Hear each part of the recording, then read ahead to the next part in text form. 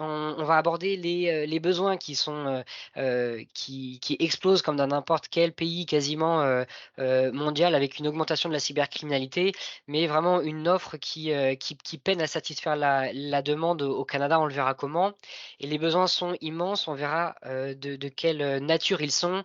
Heu, D'un côté, législatif, aussi, une problématique de main-d'œuvre. Antoine, viendra dans les détails, présenter cela. Le troisième point abordera la thématique de la décentralisation. Vous le savez, le Canada, c'est un gouvernement fédéral qui est composé de gouvernements provinciaux. Ça a forcément des implications. Et puis, Antoine présentera quels sont les différents marchés, qui sont présents, les différentes places cyber au Canada avec chacun leur spécificité. Et enfin, on verra qui sont les principaux acteurs, que ce soit privés ou publics, de l'écosystème cyber au Maroc. Au Maroc, n'importe quoi, au Canada. Le Maroc, c'était il y a quelques mois déjà. Avant de laisser la parole à Antoine, BCI, vous connaissez tous, 1000 adhérents. Moi, je m'appelle Nicolas Plantis, je suis votre chargé d'affaires, pour le numérique et c'est moi qui vous accompagne plus particulièrement sur les problématiques de déploiement à l'international. Intervient sur des aspects de montée en compétences, de structuration et de déploiement. Hop, je passe. On a un outil de veille qui s'appelle BCI Info que vous utilisez, je l'espère tous, sur, de la veille cyber, des notes de synthèse. On a un outil Suplas from Bretagne, qui est un outil de visibilité que vous utilisez aussi quasiment tous et qu'on mettra en avant au salon InCyber Forum, qui est un outil de visibilité des adhérents de BCI. Et puis, on a un événement annuel qui s'appelle l'Open Hall International, qui est un petit peu, qui regroupe 1000 personnes et qui est vraiment la journée de l'international en Bretagne. L'intro est terminée. Je laisse la parole à Antoine. J'arrête le partage. Antoine, je te laisse partager la présentation. Est-ce qu'il y a des questions, en attendant qu'Antoine partage? C'est déjà fait. Ou on y va? Parfait. Bien, allons-y. Bonjour tout le monde. Antoine Normand. Comme Nicolas le disait, je suis président d'INSECEM. INSECEM, c'est ce que vous appelez en France un cluster, donc la grappe canadienne de la cybersécurité. Notre organisation a été créée en 2017 à la suggestion du Conseil national de recherche du Canada, plus ou moins le Conseil national de recherche, qui est un organisme un peu similaire au vôtre, là, qui finance la recherche et le développement un peu partout au Canada, avait fait une étude sur l'industrie de la cybersécurité pour en découvrir qu'elle était composée de quelques centaines de PME, quelques gros joueurs, mais que la grande majorité des gros joueurs étaient des entreprises étrangères, principalement américaines, là, pensez à Okta, IBM, etc. Et donc, que si l'industrie canadienne devait se structurer parce que les investissements qui étaient à prévoir en 2017, là, donc sur l'horizon 2020-2030, on estimait à peu près 10 milliards de dollars d'investissement en cybersécurité. Évidemment, depuis ce temps-là, il y a eu une pandémie et ces montants-là ont explosé. Mais ce que le gouvernement canadien nous a dit via le Conseil national de recherche, c'est organisez-vous, structurez-vous comme industrie parce que les PME ne pourront pas faire partie des chaînes d'approvisionnement parce que c'est des entreprises étrangères qui vont gagner les très grands mandats de cybersécurité. Donc, on a créé une SECEM, on était une douzaine d'entreprises au départ. Maintenant, en 2023, on regroupe à peu près 220 membres, 220 membres de partout sur le territoire canadien, là, de Vancouver à Halifax, des entreprises privées, des entreprises de services, des entreprises de solutions, des centres de recherche, des universités, des collèges et d'autres organisations qui viennent en appui à la recherche et au développement en cybersécurité. Notre mandat, essentiellement, c'est de briser les silos, donner de la visibilité aux sociétés de services et entreprises de logiciels là, pour leur donner accès aux grands donneurs d'ordre, les amener dans des missions commerciales sur les marchés internationaux et leur donner aussi accès au marché national, donc les aider à s'insérer dans des chaînes de valeur, des chaînes d'approvisionnement. On encourage aussi l'émergence de projets collaboratifs, donc de faire travailler des universités avec des entreprises, avec des PME, des centres de recherche. Et opérationnaliser, ça c'est assez important, là, on gère chez INSECEM des programmes gouvernementaux. Donc, par exemple, on en gère plusieurs, mais un en particulier, c'est le Conseil national de recherche a une division de programmes d'appui à la recherche industrielle. À chaque fois qu'une entreprise a un besoin de cybersécurité et qu'ils vont voir pour obtenir du financement le CNRC, le Conseil national de recherche, bien, le mandat est attribué à INSECEM. INSECEM embauche un de ses consultants, un de ses membres, pour aller aider la PME innovante canadienne qui a des besoins de cybersécurité. Donc, je mets un peu d'emphase là-dessus parce que ça représente à peu près l'année passée, là, 2022, à peu près 3 millions de dollars. Donc, on a fait au-delà de 1800 mandats pour le Conseil national de recherche. Puis, on vient de mettre en place un autre programme actuellement avec le gouvernement du Québec là, pour ce qui est l'équivalent de RGPD chez vous. Donc, le Canada, bien, comme on le disait en introduction, c'est les théâtres d'une croissance absolument fulgurante de la demande qui est causée par l'augmentation de la cybercriminalité. Là. Donc, avec la période de la pandémie, ça l'a énormément explosé. Et la problématique qui existe, c'est qu'il y a un problème de l'offre qui peine à suivre. Là. Donc, ce n'est pas une question de capacité ou de capacité de bâtir des solutions, tout ça, mais c'est vraiment on manque d'expertise, on manque d'employés.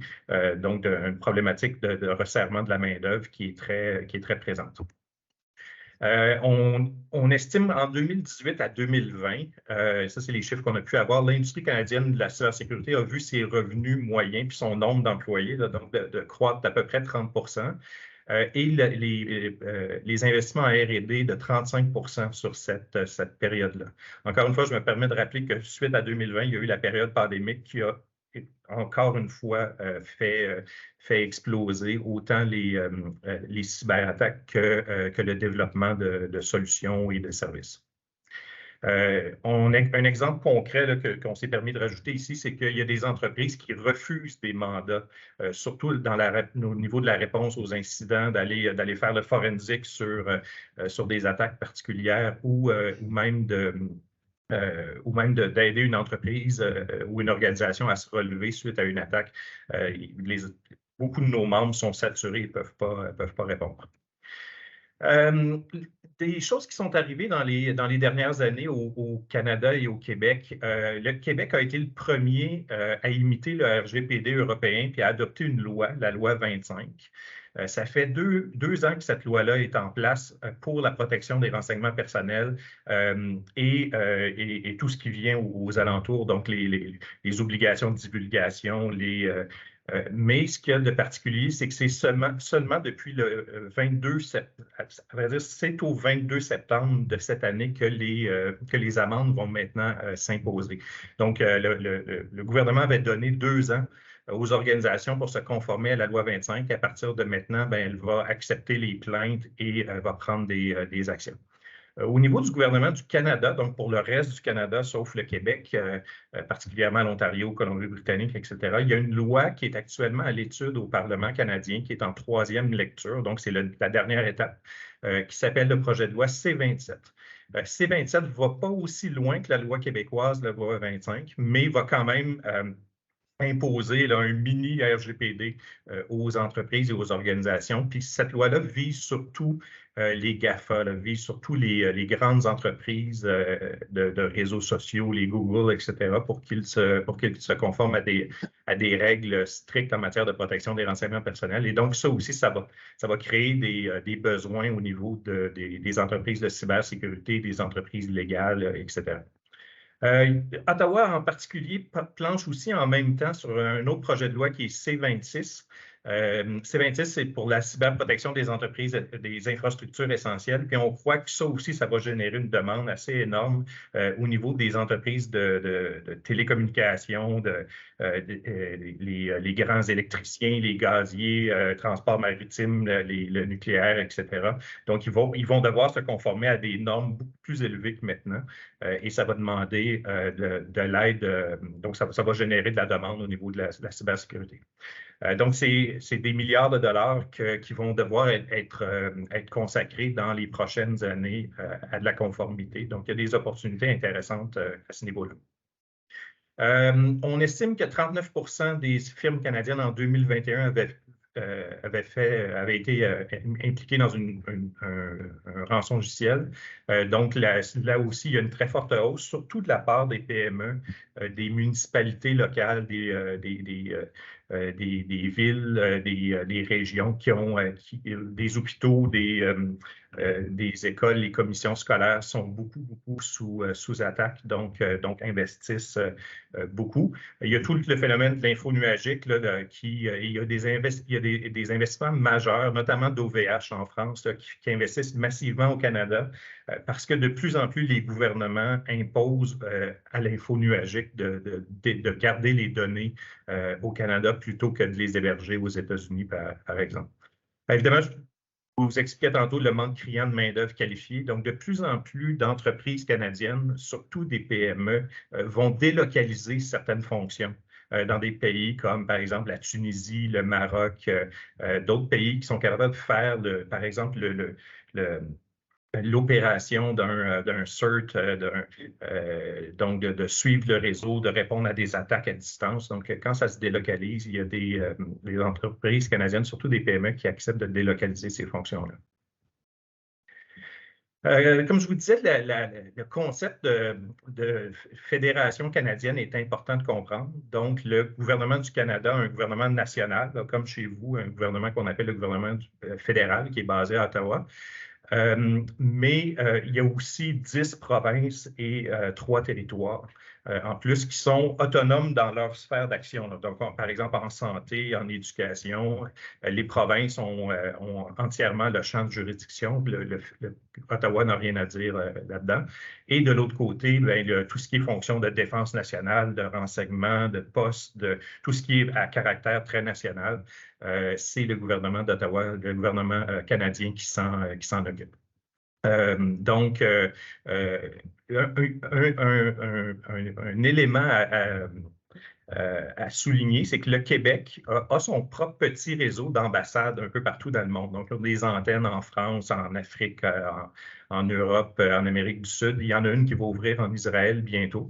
Et il y en a aussi une à Ottawa. Donc, pour le gouvernement du Québec, qui est très protecteur de sa souveraineté et de ses champs de compétences, le reste du Canada, c'est un marché d'exportation. C'est vraiment perçu au niveau québécois comme de l'exportation quand une entreprise québécoise vend des trucs au reste du Canada.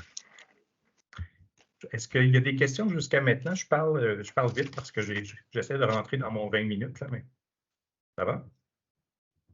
J'ai une question. Pardon, j'ai Oui. une question. Quand vous parliez des textes de loi, le L25, C25, C26, excusez-moi, je ne les ai plus exactement en tête, est-ce qu'ils s'appliquent sur l'ensemble du territoire ou que sur le Québec? L25, la loi 25 ne s'applique que sur le territoire québécois, mais elle a une portée extraterritoriale, c'est-à-dire que si une entreprise détient des données personnelles d'un Québécois, elle doit théoriquement se conformer à la loi, tandis que les autres, C26, C27, vont avoir une portée pour tout le Canada. Et C27, qui normalement ne devrait pas s'appliquer au Québec parce que la loi 25 est déjà en place. Je sais que ça n'a pas de sens dans mais c'est notre dichotomie canadienne. Donc, les principaux marchés. Bien évidemment, le principal marché pour la cybersécurité au Canada, c'est la région d'Ottawa-Gatineau. Donc, Ottawa est du côté ontarien d'une rivière et Gatineau, c'est le côté québécois de cette même rivière. Donc, il y a 5 ponts qui traversent entre les deux. À peu près 25 à 30 des ministères du gouvernement du Canada sont implantés du côté de Gatineau et à peu près 70-75 du côté d'Ottawa. C'est le plus important marché public. Donc, les responsables des achats fédéraux pour tous les grands ministères, le ministère de la Sécurité publique, le ministère de la Défense, le ministère l'équivalent de votre ministère de l'Intérieur. Tous ces grands acheteurs-là sont basés à Ottawa, ainsi que les grandes agences. Là. Donc, par exemple, la Gendarmerie royale du Canada, les services de renseignement qui sont des gros acheteurs en matière de cybersécurité. Là. Donc, ce que vous appelez les ministères régaliens sont basés dans la région d'Ottawa-Gatineau et c'est considéré aussi, il y a énormément d'entreprises technologiques. Donc, il y a environ 100 000, en 2019, c'était 92 000 personnes qui travaillent en technologie de l'information, en TI. Donc, c'est un bassin de main-d'œuvre très important qui est à peu près aussi gros que celui de Montréal. Là. Montréal aussi estime qu'il y a à peu près 100 000 personnes en TI. Alors que Toronto, on parle de probablement 150 à 200 000 personnes. La grande région métropolitaine de Toronto, c'est la métropole économique canadienne. C'est une des principales places financières en Amérique du Nord.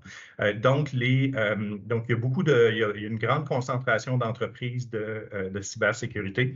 Il y a de plus en plus d'entreprises françaises qui s'y implantent, spécialement celles qui vendent au secteur financier, les grandes banques canadiennes. La majorité des grandes banques ont leur siège à Toronto.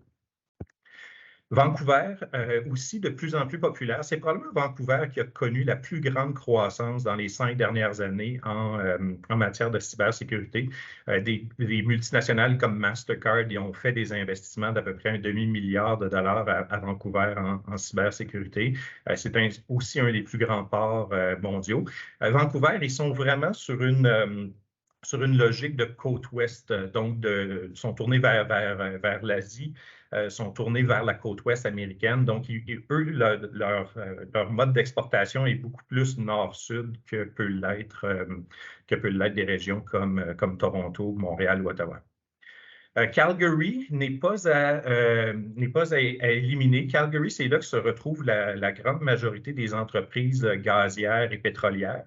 Donc, c'est une industrie de OT. C'est vraiment une technologie là qui est le centre pour les technologies opérationnelles, l'automatisation des grandes infrastructures critiques. Là, il y a plusieurs entreprises cyber qui s'implantent à Calgary pour servir le marché des OT. Montréal, évidemment, c'est là que la majorité des entreprises françaises en cyber s'implantent. C'est une ville très bilingue, donc c'est facile d'utiliser le français et l'anglais.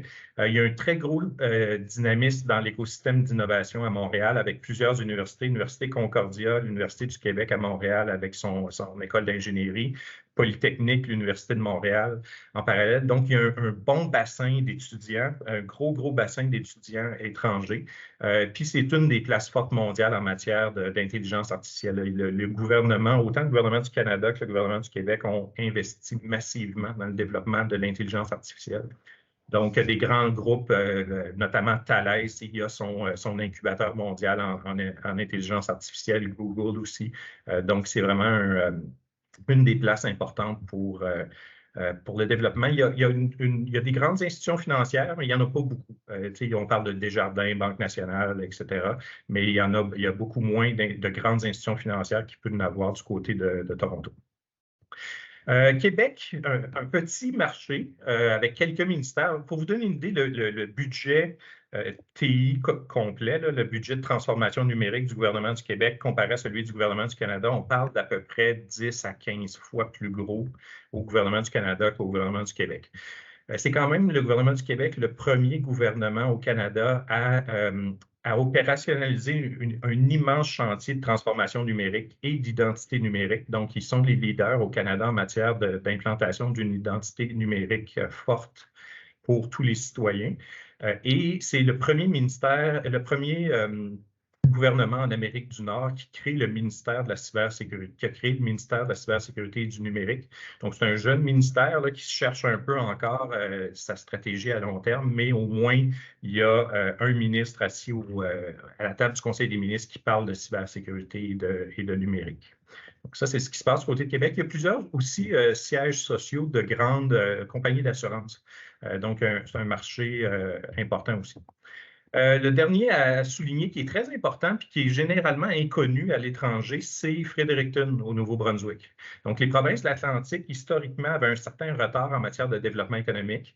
Depuis une dizaine d'années, le gouvernement du Nouveau-Brunswick a investi des dizaines et des dizaines de millions de dollars pour créer un centre de cybersécurité à Fredericton. Puis vous devriez voir l'édifice, c'est un genre de campus cyber tout neuf avec c'est un environnement très, très, très intéressant. D'ailleurs, ils viennent de réussir à faire déménager Thales. Thales déménage son centre nord-américain de cybersécurité qui était à Orlando, en Floride, et un peu à Toronto, déménage à Fredericton. Fredericton, le Nouveau-Brunswick, c'est le seul gouvernement qui est officiellement bilingue, donc français et anglais, au Canada. Puis ils ont une université qui est excessivement dynamique. Puis à l'intérieur de l'Université du Nouveau-Brunswick, il y a le Canadian Institute for Cybersecurity. Je siège au conseil d'administration. C'est vraiment une pépinière de talent en matière de sécurité, de cybersécurité qui est très importante. Donc, ne pas ignorer les Fredericton dans les provinces de l'Atlantique. Le seul problème, c'est l'accès. Depuis la pandémie, là, il y a beaucoup moins d'avions. C'est beaucoup moins facile de se rendre à Fredericton que ça pouvait l'être en 2018-2019. Rapidement, les joueurs en place, à peu près 95 des entreprises canadiennes en cybersécurité, c'est moins de 250 employés. On pense actuellement qu'il y a à peu près 500 entreprises privées dans l'écosystème qui investissent 85% à peu près de propriété canadienne. Les joueurs canadiens dominent pas mal au niveau des revenus de l'emploi, de la R&D, des exportations. Leur ratio de R&D investi est très important, 2,5 fois plus que celui des autres entreprises technologiques canadiennes. L'écosystème est très fragmenté parce que le territoire est immense. C'est aussi long partir de chez moi à Ottawa pour aller à Vancouver que celui de partir d'Ottawa pour aller à Paris. D'ailleurs, je vous souligne qu'il y a maintenant un vol direct Ottawa-Paris par Air France. Il y a relativement peu de collaboration entre les différentes régions. Donc, les gens de Vancouver collaborent ensemble à Vancouver. Les gens de Toronto vont avoir leurs propres associations qui vont faire des trucs à Toronto. Même chose à Montréal, même chose dans la région d'Ottawa. Donc, il y a assez peu d'interrelations. C'est ce qu'on essaie de changer chez INSECEM. On trouve aussi là, des gros joueurs qui dominent dans l'industrie, donc les Microsoft, Checkpoint, Okta, Proofpoint, qui sont généralement des entreprises étrangères. Il y a CGI, qui est l'exception canadienne, qui en fait un peu. Puis les gros cabinets là, qui travaillent surtout avec les banques, les Deloitte, KPMG, Ernst & Young, etc. Les gouvernements, là, je vous en ai parlé déjà, mais le gouvernement du Québec a tendance à faire cavalier seul pour ses initiatives comme celui du ministère de la Cybersécurité.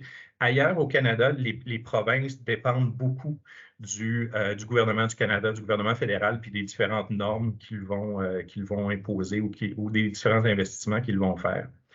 Les projets d'investissement, l'attraction d'investissement puis le soutien financier vient généralement des collectivités, vient des villes puis des gouvernements provinciaux. Le gouvernement du Canada n'a pas vraiment pour vocation d'encourager des entreprises à venir s'installer chez eux, mais c'est le ministère de l'Innovation, des Sciences et du Développement économique du Canada, qu'on appelle ICED dans notre jargon, qui est ceux qui mettent le plus d'argent pour supporter des entreprises, pour supporter la cybersécurité des entreprises, là, via les programmes, par exemple celui du Conseil national de recherche. Dans les éléments importants à souligner, le gouvernement du Canada vient de donner 80 millions de dollars à un consortium d'universités pour développer des partenariats avec l'industrie. Le CST, là, qui est l'équivalent de la NSA aux États-Unis, a lancé une nouvelle agence qui s'appelle le Centre canadien de la cybersécurité. Leur principale tâche au Centre canadien de la cybersécurité, c'est de protéger le réseau du gouvernement du Canada, mais aussi d'aider les provinces, d'aider les municipalités, d'aider les entreprises là, en leur fournissant de l'information non classifiée pour les aider à se protéger. Puis évidemment, il y a nous chez INSECEM qui a pour mandat de véhiculer le partage d'informations, la pénétration de marché, le développement de marché, puis la collaboration. Donc, je pense que je suis rentré à peu près dans le temps, mais ça fait le tour de ma présentation. C'est juste parfait en termes de timing, Antoine. Il est 10 heures tout pile. Est-ce qu'il y a des questions? Vu qu'on est passé très rapidement sur plein de choses. Moi, j'ai pas de questions, vous m'entendez? Oui, Amélie, on Oui, t'entend, c'est ouais. Amélie de Diatim à Brest. J'ai pas de questions, c'était super clair. Ça me conforte en me disant il doit y avoir des choses à faire. Par contre, je dois filer à une autre réunion, donc j'enchaîne. Mais c'était vraiment super clair, hyper efficace et merci beaucoup. Et peut-être que je vous recontacterai, Antoine, s'il y a besoin d'avoir un détail ou un point de contact, une entrée pour sur le marché canadien, en fait. C'est aussi pour ça. Ouais. Pas de problème. Puis je vais aussi être j'allais dire au FIC, là, mais à InCyber à Montréal. Là. Super. Donc, Ok. on peut se voir là. Ouais, très bien. Merci beaucoup. Et Au je vous revoir. laisse. Au revoir. Merci, Amélie. Est-ce qu'il y a d'autres questions? Oui, moi j'ai une question. Est-ce que vous m'entendez? On Oui. t'entend, Augustin. Vas-y. Super.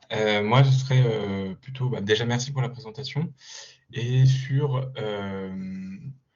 ce que les entreprises françaises dans la cybersécurité, que ce soit des entreprises, on va dire plutôt des PME, ce qu'elles vont choisir en fait en premier comme première ville pour s'implanter, excusez-moi, pour s'implanter au Canada. Est-ce qu'il y a une tendance qui se dessine plus forte entre, par exemple, Montréal, Toronto ou Ottawa, lorsqu'elles sont françaises? Évidemment, normalement, le point de chute, c'est souvent Montréal. Là. Pas parce que c'est un meilleur ou un plus grand marché que d'autres, c'est parce que il y a une communauté française qui est qui est très développée. Il y a énormément de Français qui choisissent Montréal pour s'établir. Donc, les entreprises ont tendance à s'implanter à Montréal parce qu'elles connaissent déjà des joueurs, parce qu'elles connaissent déjà des gens qui sont dans l'environnement. On en a vu quelques-unes, donc par exemple Glimpse qui vient de s'implanter à Toronto et qui a délocalisé un de ses fondateurs à Toronto pour développer ce marché-là prioritairement. Et d'autres comme, comment est-ce qu'ils s'appellent, les gens de Bordeaux, là? Eux ont choisi Vancouver pour s'implanter. Et la raison pour laquelle ils ont choisi Vancouver, c'est qu'ils pouvaient y mettre un service de support qui allait couvrir avec les heures l'Asie.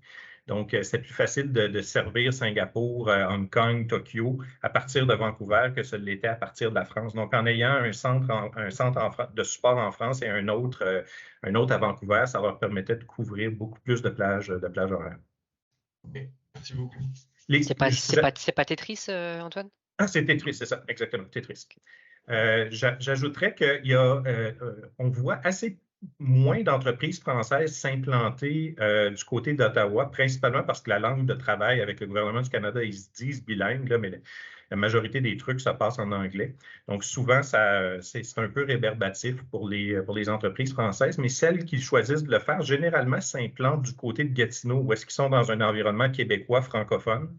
Puis embauche des commerciaux, embauche des gens qui sont soit parfaitement bilingues ou qui travaillent en anglais autour d'eux. Un bon exemple de ça, c'est la société belge, le groupe REA, qui est un des plus gros fournisseurs de solutions à l'Union européenne, à l'Agence spatiale européenne, a choisi de s'implanter du côté de Gatineau, Ottawa, pour servir le gouvernement fédéral. Ok, merci beaucoup. Merci.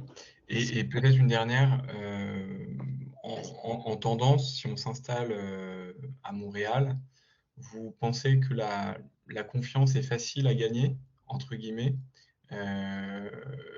Est-ce que l'écosystème permet à une entreprise qui est plutôt assez française dans ses origines, de rapidement percer, de rapidement nouer des partenariats, de rapidement gagner des premiers contrats, ou ça vous semble être quand même un travail qui nécessite un travail prospectif assez important? Je pense que ça demande quand même assez de travail. Je vous dirais, moi, je suis une entreprise canadienne et je vends au gouvernement français. Puis je vous dirais que l'inverse est probablement plus facile parce que essayer de rentrer dans une chaîne d'approvisionnement française, pour une entreprise canadienne, c'est excessivement dur. C'est presque aussi compliqué que rentrer en Israël. Oui, Dans l'autre sens, c'est un peu plus facile. Évidemment, il faut faire les bons partenariats, trouver les bons donneurs d'ordre, peut-être être sous-contractant d'une autre entreprise qui détient déjà des contrats pour se faire connaître, pour se lancer. Évidemment, vous avez la chance d'avoir des gros joueurs français qui sont implantés dans le marché canadien. Pensez à TOS, pensez à Thales, etc. Donc, souvent, est-ce que vous avez une solution, vous avez un service que ces gens-là pourraient vous amener chez un client? Bien, ça peut être une manière de s'insérer dans une chaîne d'approvisionnement. OK, très clair. Merci. Merci beaucoup. Moi, j'avais une question notamment sur... on est dans la fourniture de logiciels. Est-ce qu'il y a un protectionnisme canadien qui ferait qu'il choisirait plutôt une solution canadienne plutôt que européenne ou d'autres origines? Ma réponse, c'est un peu frustrant, mais c'est non. Donc, souvent, ça va être même des fois une tendance contraire, c'est que le gouvernement canadien ou les gouvernements, même les entreprises vont se dire si cette technologie-là, ce logiciel-là a été éprouvé ailleurs, il m'intéresse plus qu'une solution typiquement canadienne. Donc, il y a très peu de protectionnisme, puis c'est principalement causé par les États-Unis. Historiquement, là, les grands mandats, les gros contrats en défense, en sécurité publique ont été gagnés par des grandes entreprises américaines, puis eux amènent leurs PME puis leurs entreprises. Là. Donc, souvent, les gros contrats vont... par exemple, ça te prend des amis chez General Dynamics si tu veux rentrer au CST. C'est un exemple concret. OK, merci. Est-ce qu'il existe quelque part une sorte d'annuaire des sociétés qui fournissent des services en cybersécurité? Je pense typiquement à des revendeurs à valeur ajoutée ou des intégrateurs qui seraient capables de solliciter pour être relais de nos solutions au Canada en général et au Québec en particulier. Il y a notre liste de membres, là, mais ce n'est pas exhaustif. On vient d'avoir un financement pour embaucher des consultants pour faire une étude, pour faire un mapping. Et donc, on espère réaliser ce mapping-là avant janvier ou février prochain. Là. Mais on vient d'avoir une subvention pour le faire. Et ça sera une liste qui sera publique ou comment est-ce qu'on peut oui, ça va être une accéder? étude qu'on va publier, là, qui va être publique. Ouais. Super, merci. Et Frédéric, je compléterai juste en disant que sur BCI Info, on a un premier mapping des entreprises cyber au Canada et on a aussi une liste des acteurs clés cyber au Canada dont font partie, évidemment c'est pas exhaustif, mais des entreprises qui revendent du service, donc des types MSSP quoi. Oui, ok, très bien, merci. Est-ce qu'il y a d'autres questions? Sinon, j'en avais une. On n'a pas abordé le sujet des événements. Je pense que ça peut être intéressant pour les entreprises de savoir c'est quoi, de ton point de vue, Antoine, les musts en termes de cyber au Canada. Un des musts, c'est cette semaine. Il y a l'événement GoSecure à Montréal, qui est probablement un des événements importants au Québec. Dans 2 semaines, il y a un événement assez important du côté d'Ottawa, dont j'oublie le nom, là, c'est Canadian, quelque chose en comme eux. Ils font beaucoup plus la promotion dans un événement des partenariats nord-sud, américains, canadiens. Donc, cet événement-là est assez important. Il y a maintenant InCyber là, que vous connaissez, qui est un événement français qui est venu s'implanter du côté de Montréal. Il y a aussi... c'est lequel? Comment ça s'appelle? C'était le Cyber Future Summit à Ottawa dans quelques semaines? Oui, c'est ça. Okay. Cyber Future Summit à Ottawa. Okay. J'essaie de penser dans les autres. Au printemps, il y a un salon qui est l'équivalent de votre Millipol à Ottawa, qui est très, très important parce que les acheteurs du gouvernement du Canada et de plein d'autres pays sont là, qui s'appelle CANSEC. CANSEC. C'est toujours au mois de mai annuellement. Et puis, il y a aussi un grand salon du côté de Toronto, là, dont j'oublie le nom, mais qui se passe au printemps aussi, généralement. J'avais relevé, moi, Sector, qui c'est ça. est le salon, qui est le Black Hat, en fait, Exact. nord-américain, enfin canadien, et qui se passe, en fait, en même temps que le Forum InCyber, Oui, c'est vrai, cette année, ça tombe aux mêmes dates. ce qui est un peu dommage. Mais, Puis, il y en OK. a un autre que nous, on trouve particulièrement intéressant, mais qui est beaucoup plus petit. C'est Secure à Québec. Secure. OK. Secure, ça ressemble un peu au European Cyber Week de Rennes. Donc, c'est un événement où est-ce qu'on sait beaucoup plus le contenu plutôt que le commercial qui est poussé, là. Je vous ferai un petit résumé, hein, pour les participants, parce que vu que c'est pas dans les slides, vous y aurez accès. OK. Merci Antoine. Est-ce qu'il y a d'autres, pardon, Nicolas, Vas-y Frédéric, je t'en prie. est-ce qu'il y a des choses à savoir du côté juridique? Typiquement, l'exportation de produits incluant la crypto tombe du côté français dans les biens à double usage. Ouais. Donc, ça nécessite de notre côté d'avoir fait les démarches nécessaires auprès de l'ANSSI. Est-ce qu'en sens inverse, au Canada, il y a des particularités ou des choses à savoir sur ce sujet? Ouais. En matière de crypto, pour ce qui touche au niveau de la défense nationale, là, du marché de la défense, on a le concept de protected goods. Donc, les biens protégés. Donc, c'est une loi qui s'applique à qui peut être vendu certaines technologies qui sont normalement des technologies canadiennes, donc qui restreignent l'exportation à certains pays ou à certains marchés. Mais outre ça, pas particulièrement. Évidemment, vous devez aussi comprendre qu'il y a le concept, comme chez vous, d'habilitation sécuritaire. Donc, pour avoir accès à certains contrats, il faut avoir une cote de sécurité là, qui est l'équivalent de très secret chez vous, qu'on appelle top secret chez nous, ou seulement secret. Donc, certains marchés sont limités par ces habilitations sécuritaires-là aussi. D'accord, merci beaucoup.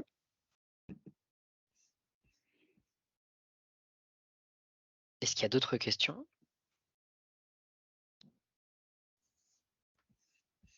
Ça marche. Ce que je vous propose, vous êtes quasiment tous, vous faites quasiment tous partie du forum InCyber à Montréal. Il y a Nadine qui nous a rejoint. Si vous souhaitez, c'est l'occasion de poser des questions sur le salon en lui-même.